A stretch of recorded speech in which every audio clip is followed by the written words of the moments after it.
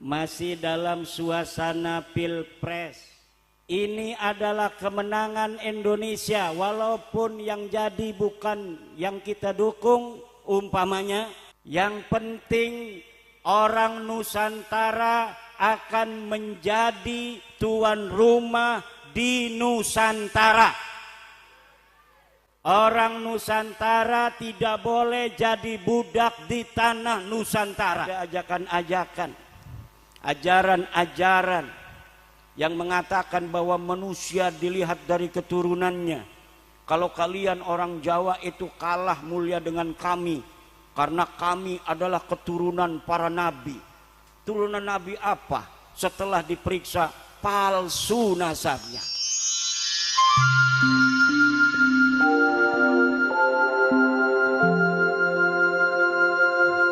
Assalamualaikum warahmatullahi wabarakatuh.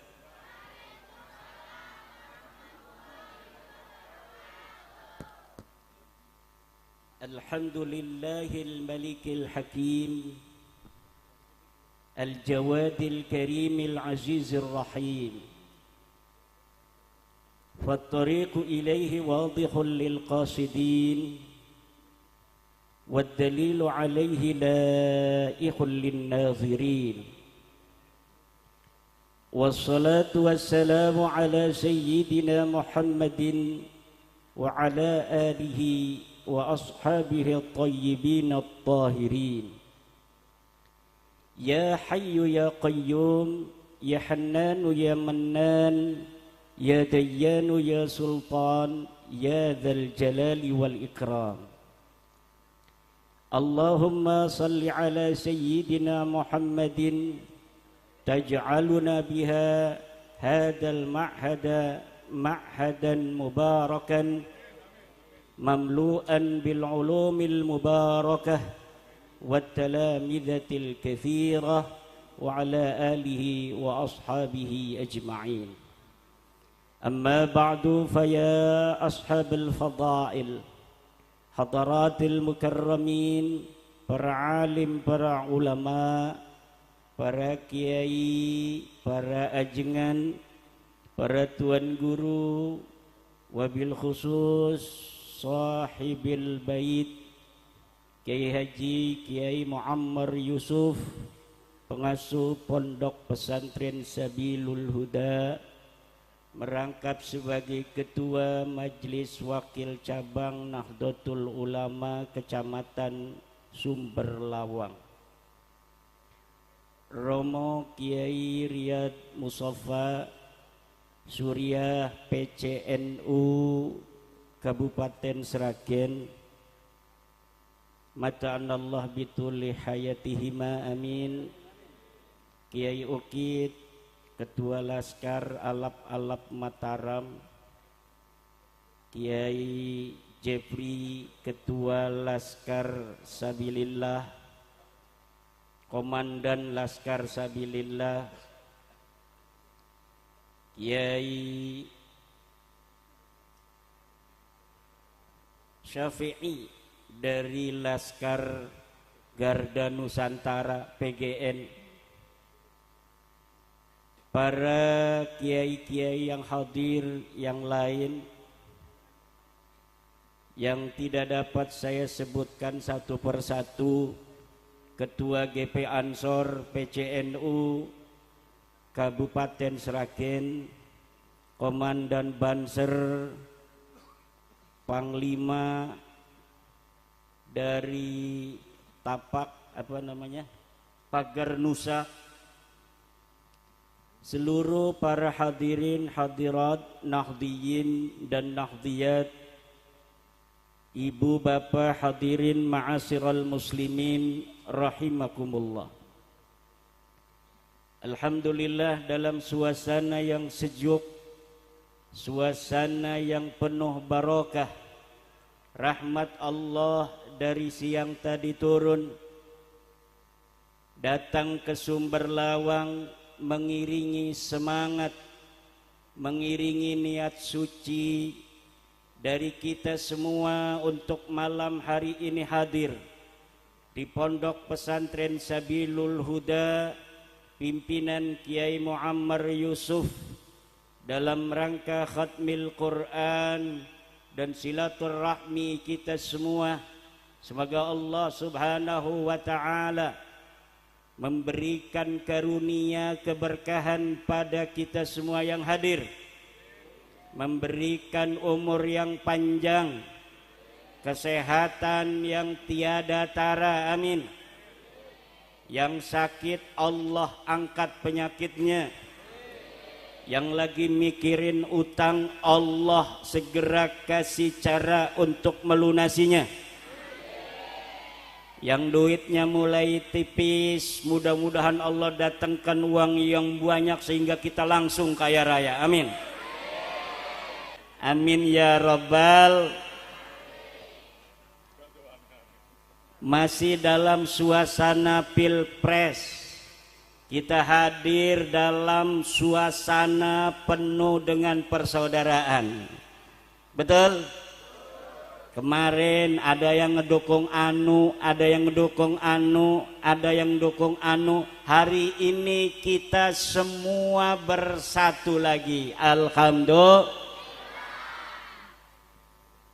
Kita tidak boleh terpancing oleh ajakan-ajakan orang-orang yang tidak bertanggung jawab, yang ingin mengacaukan negara kita. Betul? Pilpres sudah berlalu, tinggal menunggu nanti KPU umumkan siapa yang akan menjadi pemenang. Maka yang diumumkan oleh KPU itu adalah presiden kita bersama, amin. Presiden yang akan mencintai seluruh rakyat Indonesia, presiden yang akan membawa kesejahteraan untuk kita semua. Ini adalah kemenangan Indonesia, walaupun yang jadi bukan yang kita dukung umpamanya, tapi ini adalah kemenangan Indonesia.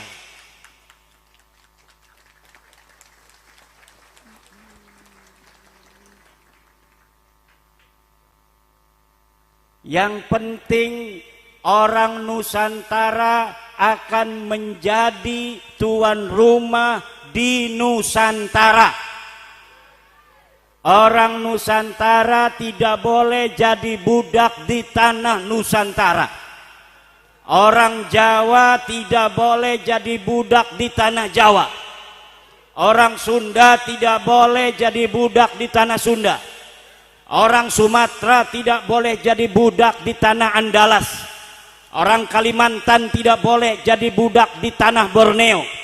Orang Sulawesi tidak boleh menjadi budak di tanah Goa dan Bugis. Orang-orang Maluku tidak boleh menjadi budak di tanah Ternate dan Tidore. Orang-orang Papua tidak boleh menjadi budak di tanah Papua. Orang Nusa Tenggara Barat tidak boleh menjadi budak di tanah NTB dan NTT. Orang-orang Bali tidak boleh jadi budak di tanah Bali. Orang-orang Madura tidak boleh menjadi budak di tanah Madura. Orang-orang Indonesia tidak boleh menjadi budak di tanah Indonesia.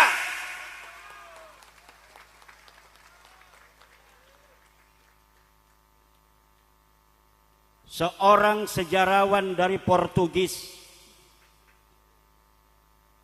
yang bernama João de Barros pernah menulis dalam bukunya Dekadas de Asia tahun 1500-an. Dia datang ke tanah Jawa. Apa yang ditulis oleh João de Barros?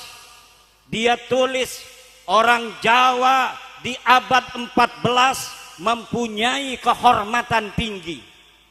Kalau ada orang asing memegang kepalanya, langsung dibunuh. Lihat dalam buku João de Barros di abad ke-16.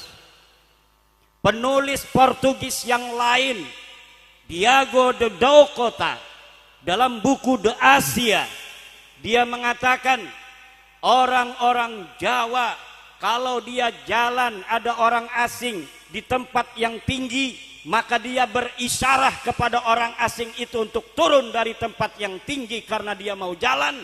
Kalau orang asing itu tidak mau turun, langsung dia tusuk dengan keris. Ini yang dicatat oleh orang-orang Portugis di abad 16. Betapa orang-orang Jawa tidak mau direndahkan oleh orang-orang asing.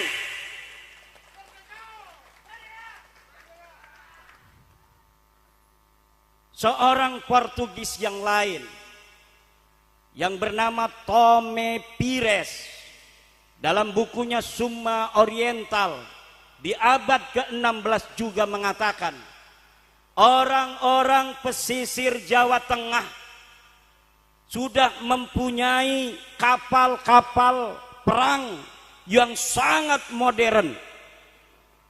Jika kapal-kapal perang Portugis dijejerkan dengan kapal-kapal perang orang-orang Jawa Tengah, maka kapal-kapal perang Portugis ini tidak ada apa-apanya.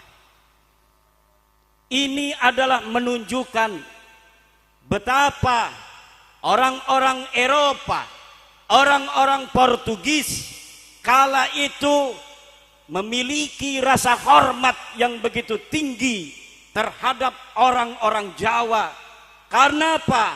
Karena orang Jawa ketika itu memiliki sikap, memiliki jati diri sebagai orang-orang Jawa yang dia merasa bahwa dirinya adalah keturunan daripada raja-raja besar di masa lalu, yang dia merasa bahwa dirinya adalah keturunan para orang-orang yang telah mampu untuk membangun Borobudur, membangun Prambanan, di mana ketika itu Eropa masih dalam kegelapan, di mana ketika itu Arabia masih dalam kejahiliahan, tetapi tanah Jawa ketika itu sudah mampu untuk membangun Borobudur dan Prambanan.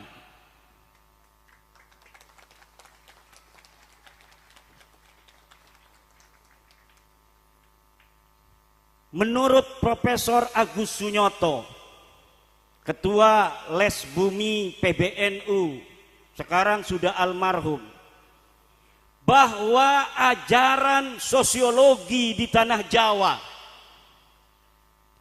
ajaran kelompok-kelompok masyarakat di tanah Jawa yang kemudian diadopsi oleh saudara-saudara kita dari agama Hindu, bahwa kelompok sosial yang ada di Indonesia ada bukan berdasarkan keturunan, tapi berdasarkan prestasi. Ada Brahmana, ada Ksatria, ada Waisya, ada Sudra.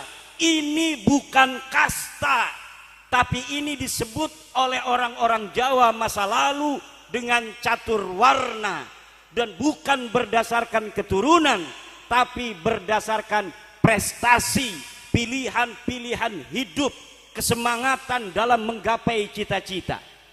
Dia yang jadi Brahmana bukan dia anak Brahmana, tapi siapa saja yang mau untuk belajar ilmu-ilmu kebrahmanaan.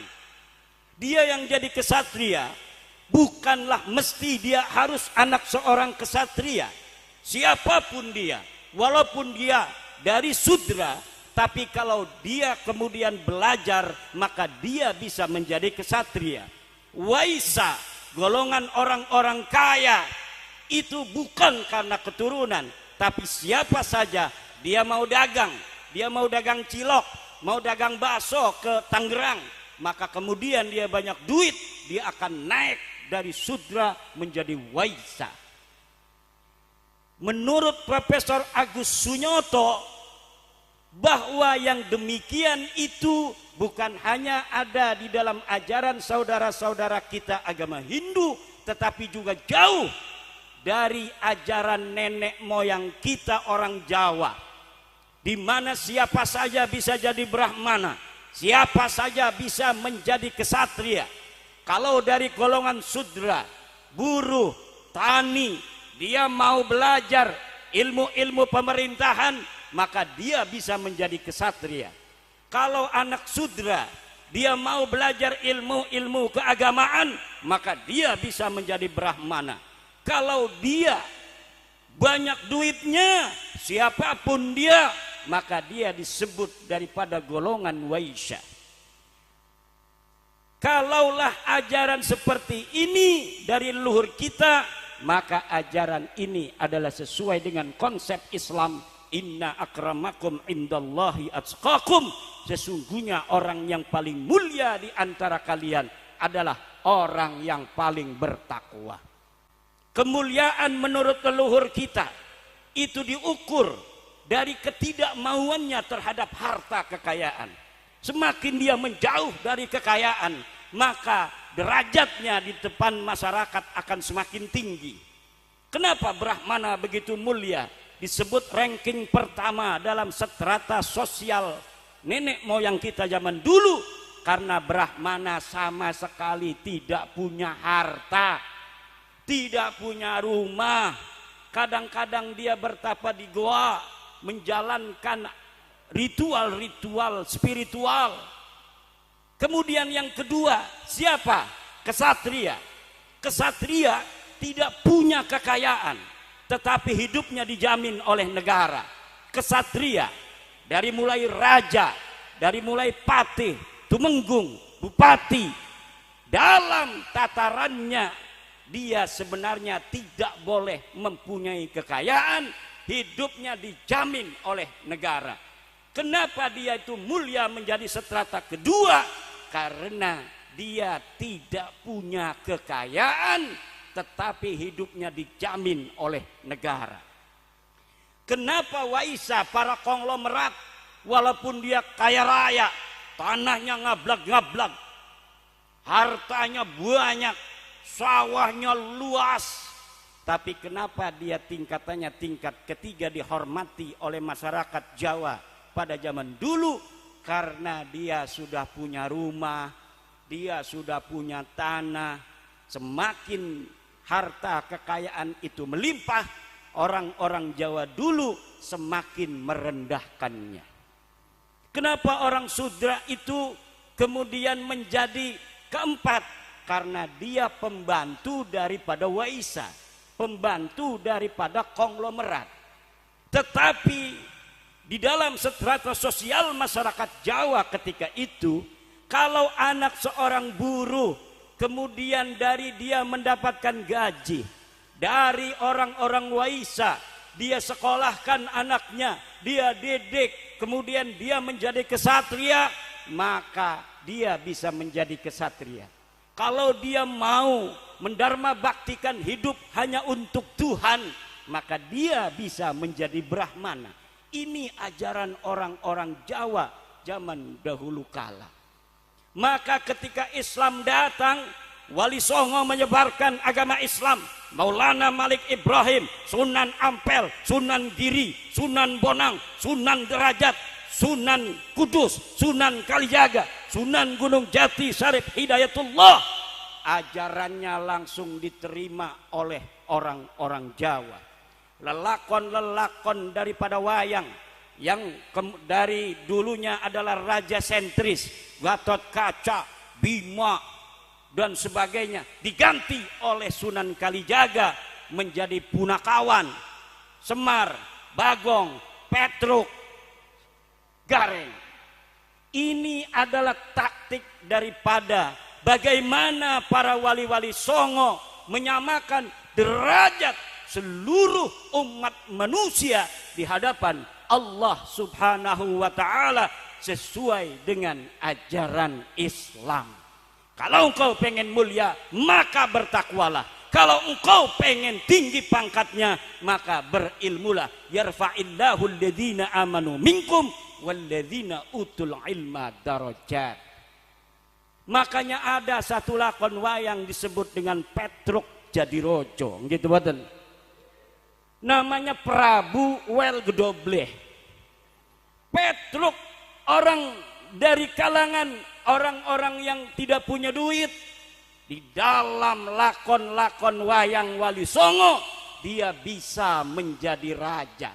Petruk jadi raja dengan gelar Prabu Wel Gedobleh.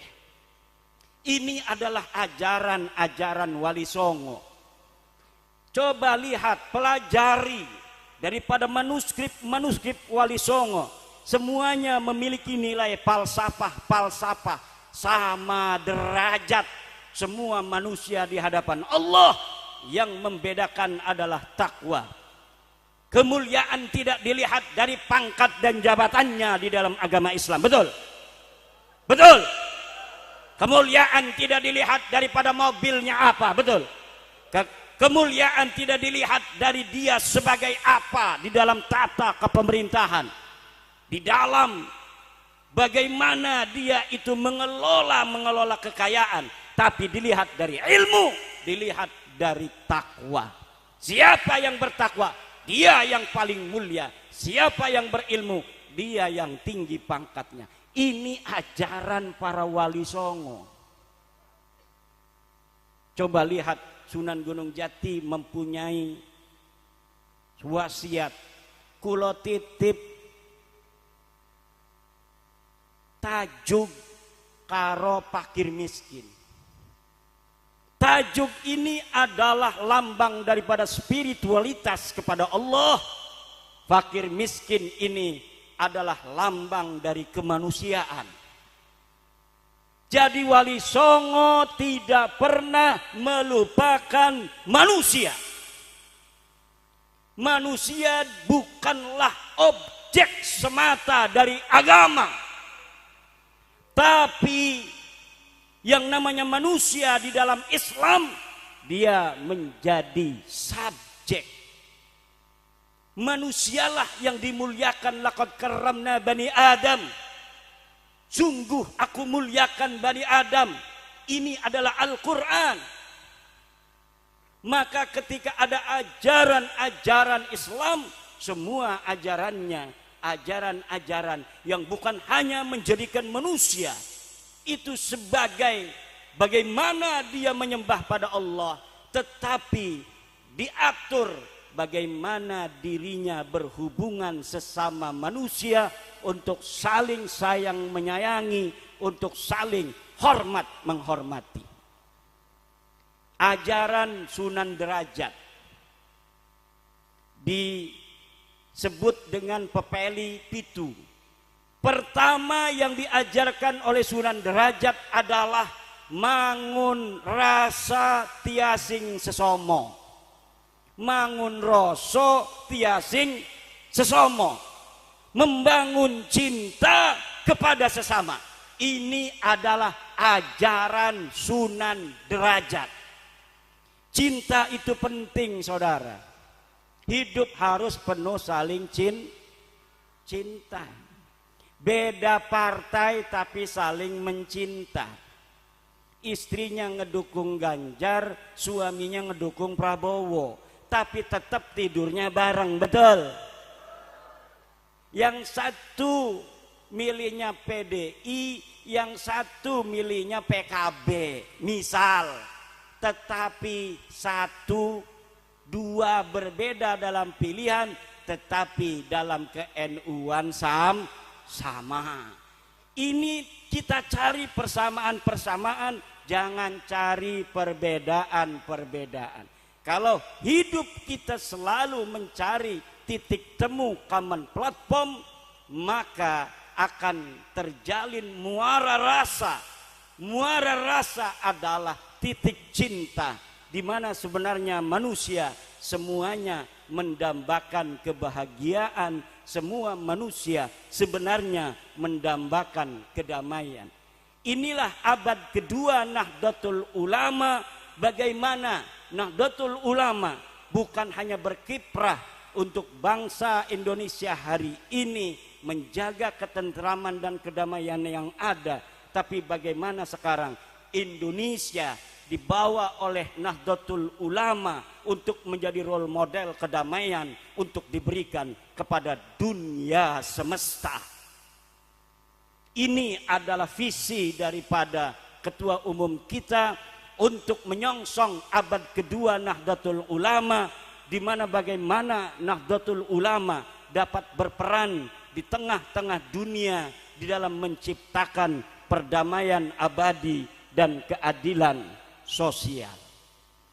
Kita yang berbangsa-bangsa, yang bersuku-suku, 700 suku, 1.400 bahasa, 17.000 pulau. Kita dipisahkan oleh lautan, tapi alhamdulillah 70 tahun lebih kita sudah bisa hidup damai.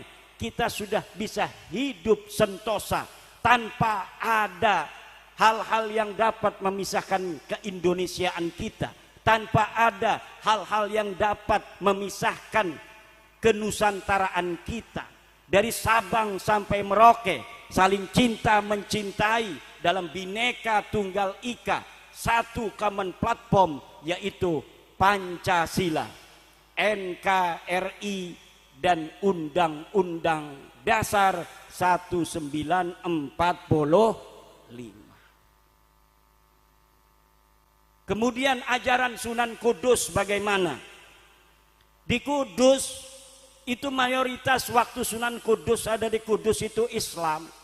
Tapi masih ada saudara-saudara kita yang Hindu yang sangat menghormati sapi. Maka kata Sunan Kudus, wahai umat Islam, jangan menyembelih sapi di Kudus karena saudara-saudara kita menghormati binatang sapi. Ini adalah tenggang rasa, tepo selir, diajarkan harmonisasi dari toleransi. Inilah Islam wasatiyah yang kemudian diwarisi oleh Nahdlatul. Maka orang yang tahu sejarah Wali Songo dengan gerak-gerik ulama-ulama Nahdlatul Ulama hari ini akan langsung paham. Ini adalah persis seperti dulu bagaimana Wali Songo menyebarkan Islam di tanah Jawa dan seluruh Nusantara dengan cinta kasih, tepos liro, tenggang roso. Belum lagi Sunan Ampel. Kenal Sunan Ampel? Bu, kenal Sunan Ampel? Sunan Ampel tuh kira-kira mukanya kayak saya begini kali. Karena saya masih ada dari Sunan Ampel. Sunan Ampel itu kita mengenalnya cuma waliullah, keramatnya luar biasa. Tapi Bu, beliau bukan hanya seorang kiai, beliau bukan hanya seorang wali yang zahir karamahnya, tapi beliau adalah seorang insinyur pertanian. Hari ini kita tahu bagaimana caranya itu membuat pupuk-pupuk yang baik dari kotoran-kotoran hewan. Itu dulu diajarkan oleh Sunan Ampel kepada murid-muridnya. Jadi murid-murid Sunan Ampel bukan hanya ngaji kitab Fathul Qorib, bukan hanya ngaji kitab Fathul Mu'in, bukan hanya ngaji kitab Fathul Wahhab, bukan hanya ngaji Ibnu Katsir, tapi juga mengaji ilmu-ilmu pertanian. Bahkan Sunan Ampel dapat menemukan bagaimana caranya menyusun tanaman. Jadi satu tanaman jangan dibiarkan ada tanah itu yang kosong ditumpang dengan tanaman lain. Itu sudah diajarkan oleh Sunan Ampel. Ini adalah nilai-nilai ajaran-ajaran Islam yang diajarkan oleh wali-wali Songo, yang dengan itu budaya-budaya Indonesia merasa nyaman dengan Islam yang kemudian datang. Islam datang tidak menjadi ancaman bagi kenusantaraan. Islam datang tidak bisa menjadi ancaman bagi kejawaan. Islam datang tidak menjadi ancaman bagi kesundaan. Islam datang tidak menjadi ancaman bagi keacehan, bagi keriauan, bagi kejambian, bagi kesulawesian, bagi kekalimantanan, bagi kemalukuan, bagi kepapuaan, bagi seluruhnya. Islam datang dengan ajarannya yang universal, ajaran langit.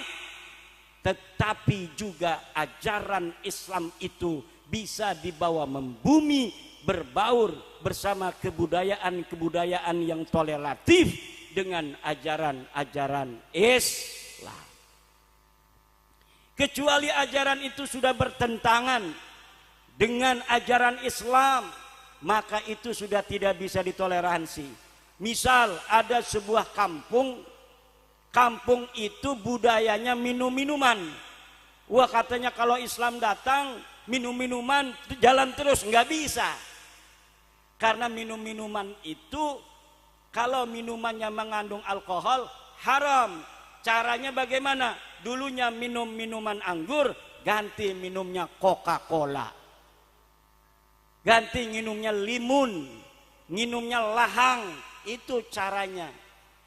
Tetapi dalam prinsipnya secara garis besar Islam sama sekali tidak bertentangan dengan nilai-nilai kebudayaan, dan itu fakta, bisa diterjemahkan, diaplikasikan, diimplementasikan oleh leluhur kita wali sanga. Kalau orang Sragen bilang wali songo. Kalau saya orang Banten ngomongnya Jawa, tapi Jawanya sudah mangap aja maunya, nggak mau mancus begitu tuh.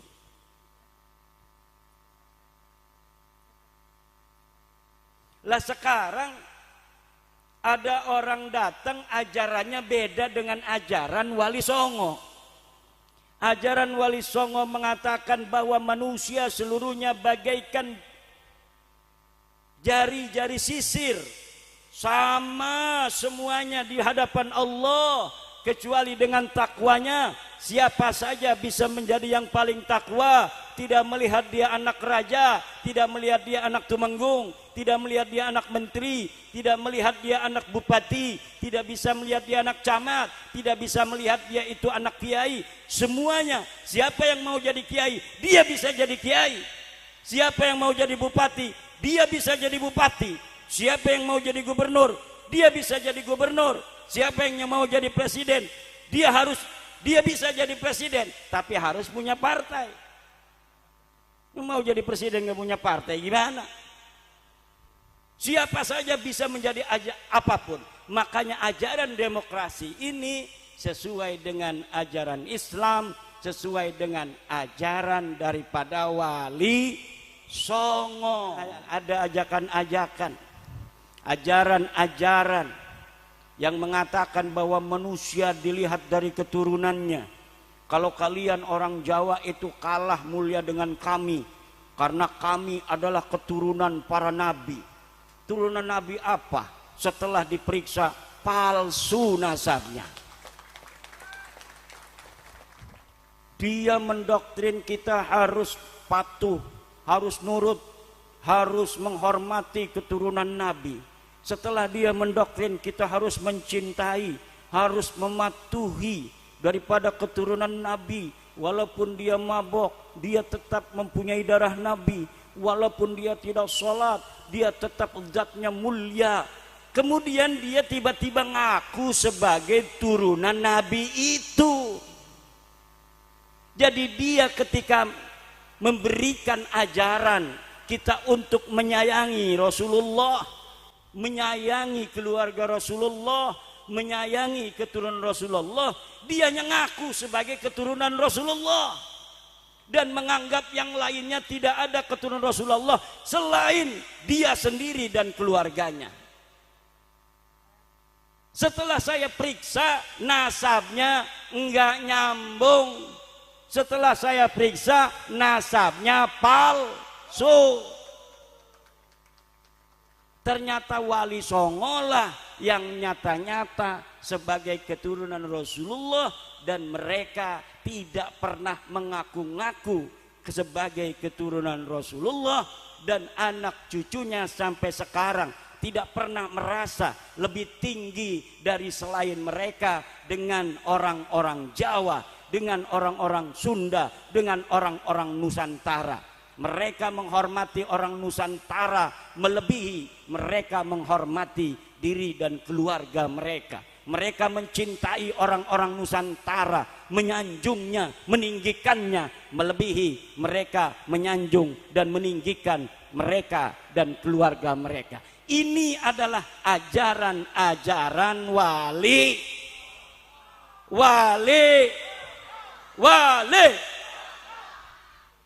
Dan ajaran-ajaran inilah yang terbaik untuk umat Islam Indonesia.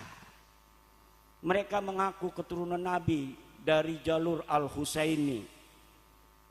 Saya lihat di kitab ini namanya kitab As-Sajarah Al-Mubarakah, karangan Imam Al-Fakhrur Razi, ulama abad 600 Masehi. Beliau wafat 606 bukan 6 Masehi, 6 Hijriah. Beliau wafat 606 Hijriah. Beliau menulis kitab ini tahun 597 Hijriah. Ini kitab tentang catatan para keturunan-keturunan Nabi. Keturunan-keturunan Nabi itu dicatat sejak tahun 199 Hijriah. Kemudian setiap masa keturunan Nabi itu dicatat. Sampai sekarang keturunan Nabi dicatat. Dan keluarga Ba'lawi yang mengaku sebagai keturunan Nabi itu katanya dari jalur Ahmad bin Isa. Kata mereka keturunan daripada Ahmad bin Isa dari anaknya yang namanya Ubaidillah. Saya lihat di kitab-kitab abad 9 ke bawah, abad 9 Hijriah, ada Umdatut Talib Al-Kubra karya Ibnu Ainabah. Tidak ada. Ahmad bin Isa punya anak namanya Ubaid. Di kitab abad 8 As-Sabatul Musan, dilihat apakah ada Ahmad bin Isa punya anak namanya Ubaid. Tidak ada. Di dalam kitab Asili abad ke-8 juga tidak ada. Di abad ke-7 tidak ada. Di abad ke-6 ini yang saya bawa karena kecil. Kalau Umdatul Kubra kegedean. Kitab yang lainnya Umdatul Tahdhibul Ansab kegedean. Ini sedang dibawanya enak. Maka saya bawa ini. Mereka katanya keturunan Ubaidillah bin Ahmad bin Isa. Kan sering tuh kita lihat pembela mereka menyebutkan ini ada kitabnya. Kitab Tabaqatul Khawas menyebutkan Ahmad bin Isa punya anak namanya Ubaid. Betul, tapi itu kitabnya abad ke-10, abad ke-9, abad ke-11, abad ke-12. Jadi semuanya di atas abad ke-9 Hijriah. Kenapa adanya dimulai abad 9 Hijriah, abad 10, abad 11, abad 12, abad 13 sampai sekarang? Karena baru mengakunya di abad 9. Sedangkan yang diaku Ahmad bin Isa ini adanya di abad ke-4. Ahmad bin Isa di dalam kitab ini, lihat yang punya nanti di rumah, pada halaman ke-100, saya sudah tengerin ini. Pada halaman ke-127 dikatakan, ini kitabnya kitab abad ke-6 Hijriah. Wa amma Ahmadu al-Abah fa'aqibuhu min salasati banin. Adapun Ahmad al-Abah yang disebut juga Ahmad bin Isa, fa'aqibuhu min salasati banin, maka keturunannya ada dari 3 anak. Muhammadun Abu Ja'farin birrayyi, yang pertama adalah Muhammad Abu Ja'far di kota Roy di Iran. Wa Ali bin Ramallah, dan Ali adanya di Ramallah Palestina. Wal Husain aqibuhu binaisabura, dan Husain yang nanti dia punya keturunan di Naisabur. Anak Ahmad bin Isa ini cuma 3 Tidak ada anaknya namanya Ubed. Ini kitab dikarang oleh seorang ahli sunnah wal jamaah namanya Imam Fakhruddin Ar-Razi yang juga mengarang kitab tafsir Mafatihul Ghaib.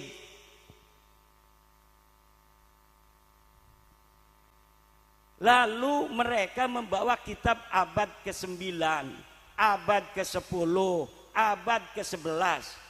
Bagaimana orang yang ada di abad ke-4 kemudian dicari saksinya di abad ke-9, ke-10, ke-11. Orangnya adanya di abad ke-4. Nah, ini kitab yang paling dekat yang menyebutkan anaknya secara lengkap. Adanya di abad ke-6. Apabila permasalahan fikih antara satu kitab dengan kitab yang lainnya berbeda, maka silahkan semuanya untuk dicari tarjihnya. Yang dijadikan dalil adalah penguatnya, murajihnya. Apakah pendapat ini ada murajih ataukah tidak? Apakah pendapat yang satunya ada murajih ataukah tidak? Bukan dilihat dari tahunnya. Kalau masalah fikih tidak dilihat dari tahunnya. Oh, ini tahunnya tua, karangan Imam Syafi'i berarti harus dipegang. Tidak. Oh, ini tahunnya muda, karangan Imam Nawawi, berarti harus diabaikan. Tidak. Tapi yang dilihat adalah murajihnya. Apakah pendapat Imam Nawawi yang lebih muda ini ada dalil ataukah tidak? Apakah dia punya dalil? Kalau dia punya dalil, sedangkan Imam Syafi'i yang ada di abad ketiga tidak punya dalil, walaupun Imam Syafi'i itu adalah imam madhab, maka pendapat Imam Nawawi yang dipegang oleh ulama-ulama kita zaman sekarang. Kenapa? Wah, itu kelalat nanti. Kita harus mengikuti ulama dulu. Kalau kita mengikuti ulama dulu, kita harus mengikuti Imam Syafi'i. Tidak boleh mengikuti Imam Nawawi. Imam Nawawi nanti mempunyai guru-guru yang sampai kepada Imam Syafi'i. Tapi banyak dari pendapat-pendapat Imam Nawawi berbeda dengan pendapat Imam Syafi'i. Contoh di dalam masalah jenggot. Menurut Imam Syafi'i haram lelaki mencukur jenggot. Menurut muridnya, murid dari murid namanya Imam Nawawi di abad ke-7, hanya makruh saja laki-laki mencukur jenggot. Artinya makruh, dikerjakan tidak berdosa, ditinggalkan dapat pahala. Itu artinya makruh menurut ulama. Bukan seperti orang yang ngaku cucu Nabi, makruh katanya kalau ditinggalkan, kalau dikerjakan dosa. Luar biasa, orang yang dikira ulama tidak tahu pengertian makruh. Nah, kalau misalnya kita mengatakan ulama zaman dulu harus diikuti, berarti yang harus diikuti semuanya Imam Syafi'i. Berarti kita haram mencukur jenggot, harus dibiarkan kayak Ki Ukit begitu. Sedang saya ini jenggotnya arang-arang. Kalau dipanjangin lucu, kalau dikerok haram, gimana urusannya? Maka saya memakai Imam Nawawi yang ngomong kalau nyukur jenggot hanya hukumnya makruh. Itu dalam fikih. Tapi dalam ilmu sejarah tidak boleh dicari murajih, tidak ada murajihnya. Yang dilihat adalah mana kitab yang lebih tua. Kitab yang lebih tua harus dijadikan patokan karena dia lebih dekat dengan peristiwa. Sesuatu yang lebih dekat dengan peristiwa diduga kuat, dia lebih siqah dalam meriwayatkan daripada kitab yang sudah beratus-ratus tahun seperti kitab-kitab Tabaqatul Khawas, Al-Burqatul Musyiqah, Al-Jauharus Syafab, kitab Ar-Raudul Jali, itu sudah 600-700 tahun. Nah, ada ditemukan kitab yang lebih dekat dengan peristiwa, namanya kitab Asy-Syajarah Al-Mubarakah, dikarang oleh orang yang siqah, Imam Fakhruddin Ar-Razi yang wafat 606 dia mengarang kitab ini 579 Hijriah. Dibuka tadi seperti yang saya baca, bahwa Ahmad bin Isa tidak punya anak namanya Ubed. Kalau di dalam kitab yang lebih dekat tidak ada, berarti berita yang ada di abad ke-10 ke-11 itu adalah berita hoak. Bagaimana kok ulama bisa menerima berita hoak? Ya karena ulama tidak maksum. Dia lagi ngarang kitab, lagi nulis silsilah, kemudian ada yang ngomong, kata Kiai Riyad, ini katanya Ki Ukit itu punya anaknya 4 bukan 3. Oh yang benar? Iya, karena yang ngomongnya Kiai Riyad orang soleh, saya husnudon, saya tambahin. Padahal ternyata tidak, Ki Ukit anaknya tetap 3. Bisa saja, apalagi kalau istrinya udah ngomong, kita udah percaya aja sama istri. Taunya istri kita itu adalah ngomongnya itu bukan berdasarkan daripada informasi yang benar. Salah juga. Nah, kiai sama istrinya bisa dibohongin, ulama dulu juga bisa saja menerima informasi yang salah.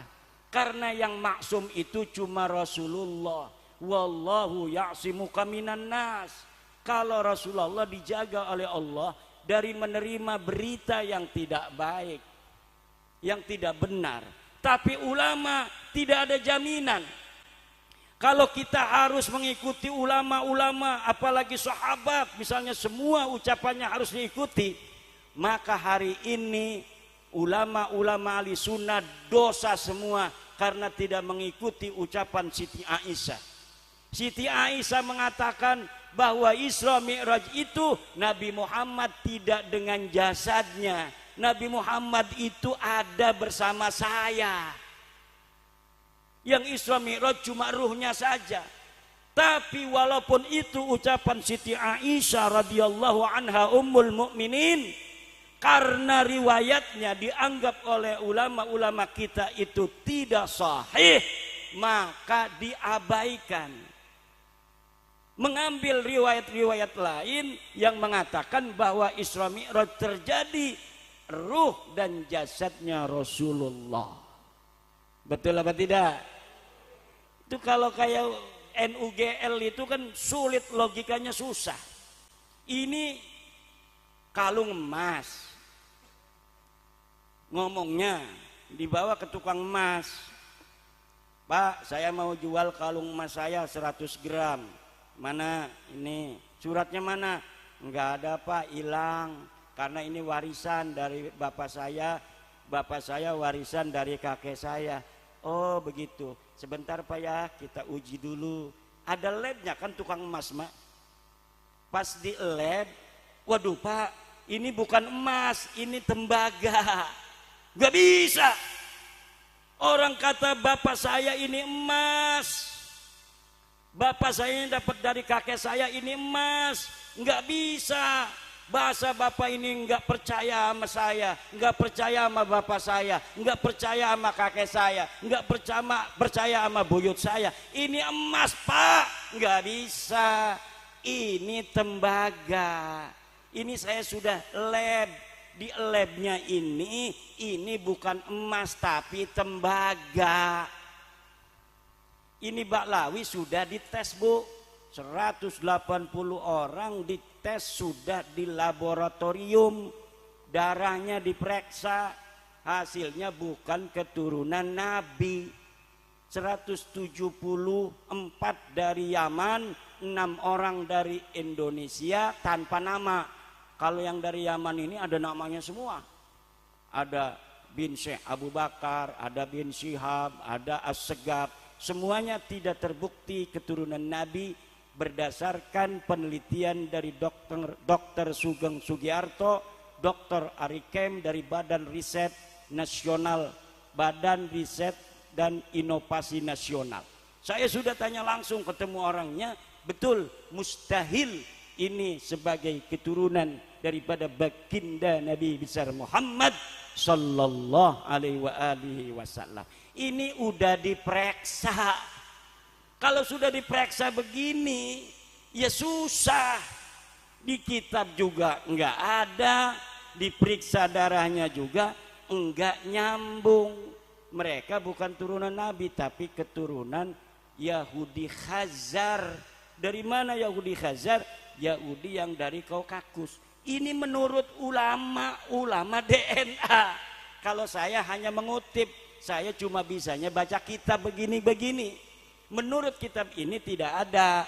Menurut kitab Tahdhibul Ansab nanti di abad kelima juga tidak ada. Ubaidillah punya anak namanya Ahmad punya anak namanya Ubaidillah.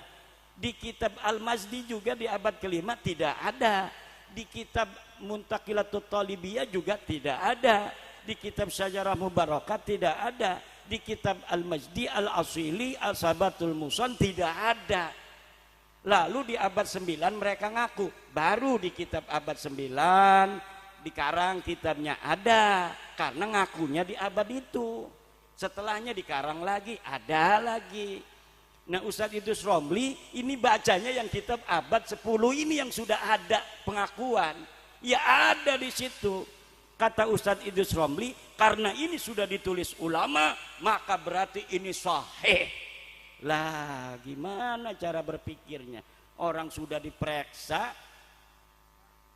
tembaga, suratnya juga salah itu. Katanya belinya pada tahun 1800, kok suratnya surat tahun 2000? Kan tukang emasnya udah ganti. Betul kagak?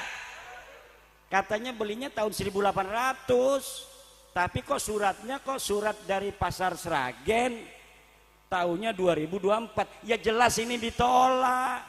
Ini emas lama Pak, model begini mah model kerajaan Mataram. Masa iya ini toko emasnya toko emas sekarang? Berarti ini suratnya surat palsu, emasnya emas palsu. Ya saya ngomong begitu marah-marah. Saya dibilang dungu, saya dibilang goblok. Yang goblok siapa?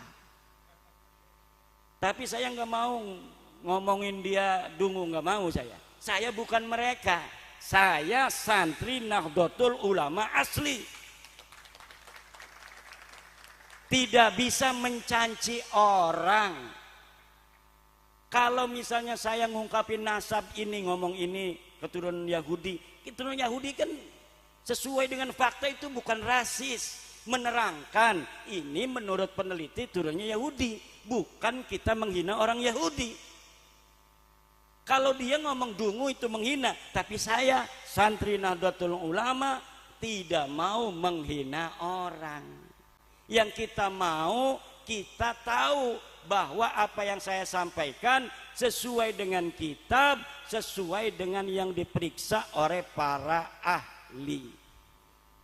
Kalau saya mau menyamakan dengan Nabi, Nabi juga dulu dihina, nggak mau saya.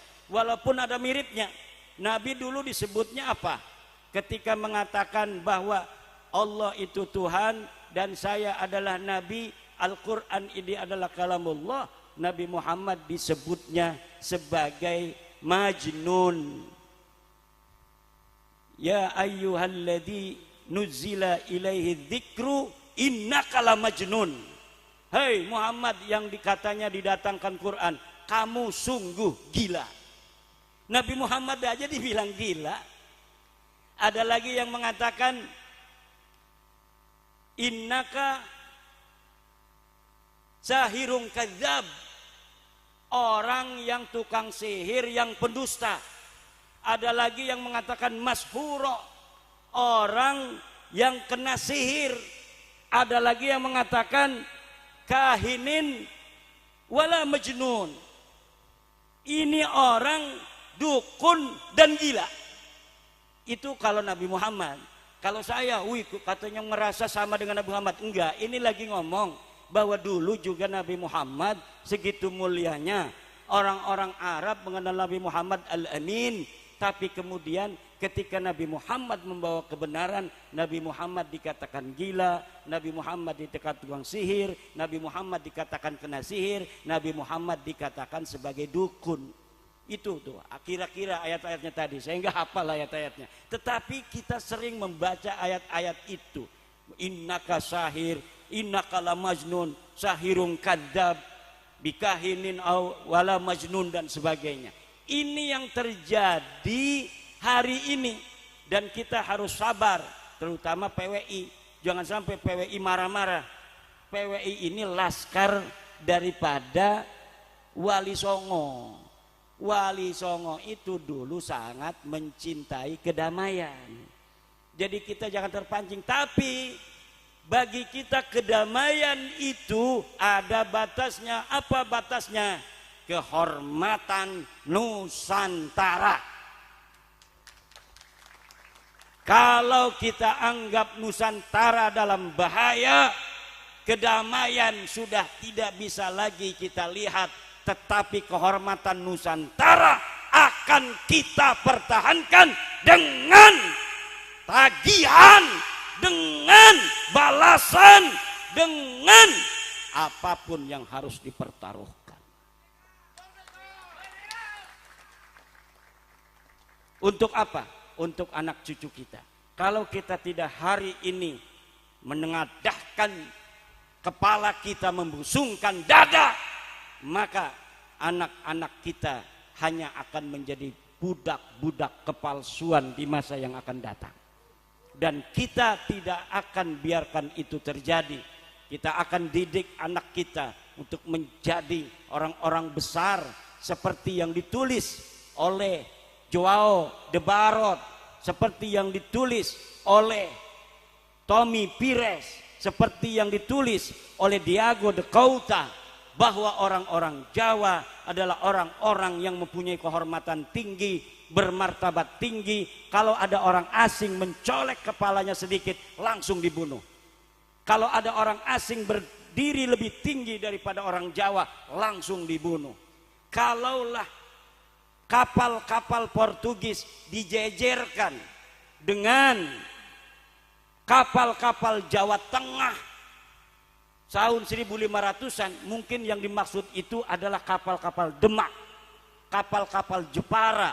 Maka kapal-kapal dari Portugis itu tidak ada apa-apanya. Kenapa? Karena kapal-kapal orang Jawa sudah modern dan bentuknya besar sekali. Kelemahannya cuma satu, ditulis oleh Suma Oriental, karangan daripada Tommy Pires, bahwa kapal perang Jawa kalah cepat kalau lari. Kenapa? Kalau perang kan nggak perlu ngadu cepat.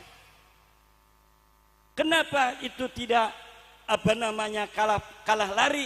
Karena kapal-kapal perang Jawa terlalu besar. Sementara kapal-kapal Portugis ramping. Makanya Jawa dulu menguasai Malaka yang dikuasai Portugis. Portugis menguasai Aceh yang memerdekakan orang Jawa Tengah.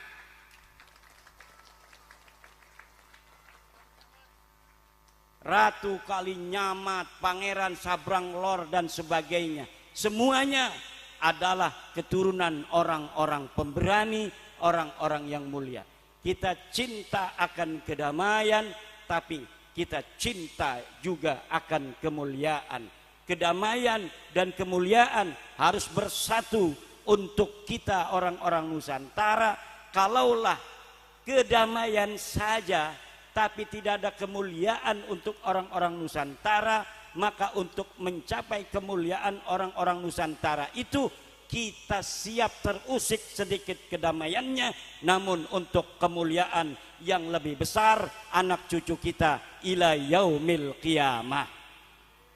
Terima kasih atas segala perhatian, mohon maaf atas segala kekurangan. Wallahu huwal muwaffiqu ila aqwamit thoriq. Wassalamu alaikum warahmatullahi wabarakatuh.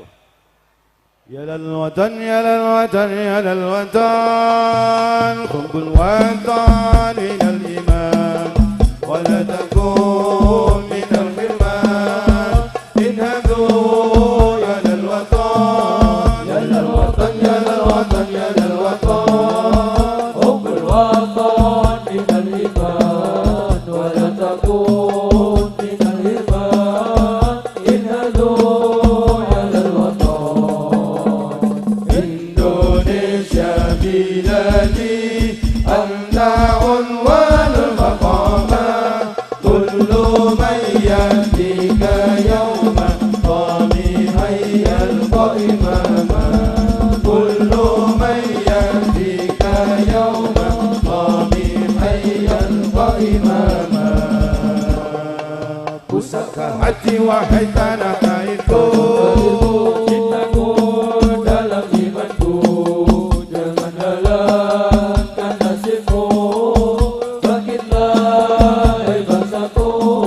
Pusaka hati wahai tanah airku, cintaku dalam imanku, jangan halangkan nasibmu, bangkitlah hai bangsaku. Indonesia negeriku, engkau panji martabatku. Siapa datang mengancammu dan binasa di bawah durimu.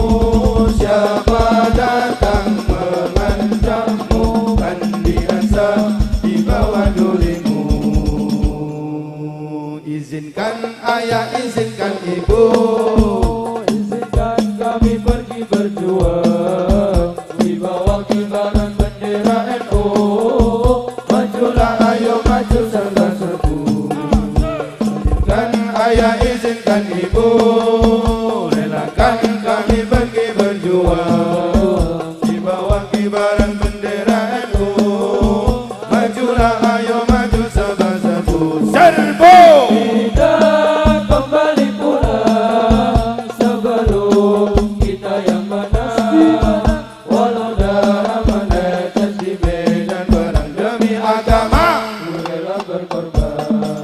Demi agama, ku rela berkorban. Maju ayo terus maju. Kita dia, kita habis mereka. Musuh agama dan ulama. Wahai barisan bangsa serbaguna, di mana engkau berada di sini? Teruslah berjuang demi agama, ku rela berkorban. Demi agama, ku rela berkorban.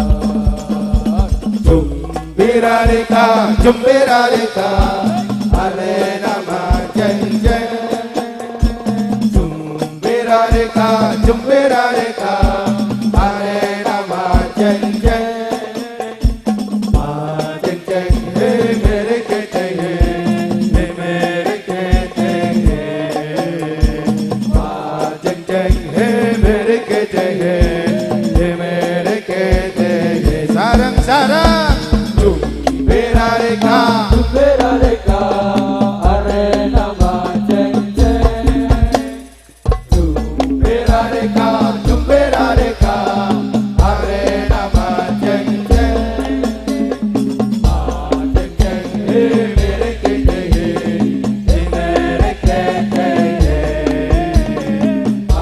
Jeng jeng, hey mere kete hey, hey mere kete hey. Inilah bangsa yang jaya, bangsa yang perkasa. Inilah bangsa yang jaya, bangsa yang perkasa. Bangsa yang paling jaya, NU lah asalnya. Bangsa yang paling jaya, NU lah miliknya. San jumbira deka, arena jeng jeng. Lebih keras. Jumbira deka, arena jeng jeng. Jeng jeng, hey mere kete hey, hey mere kete hey. Jeng jeng, hey mere kete hey, hey mere kete hey.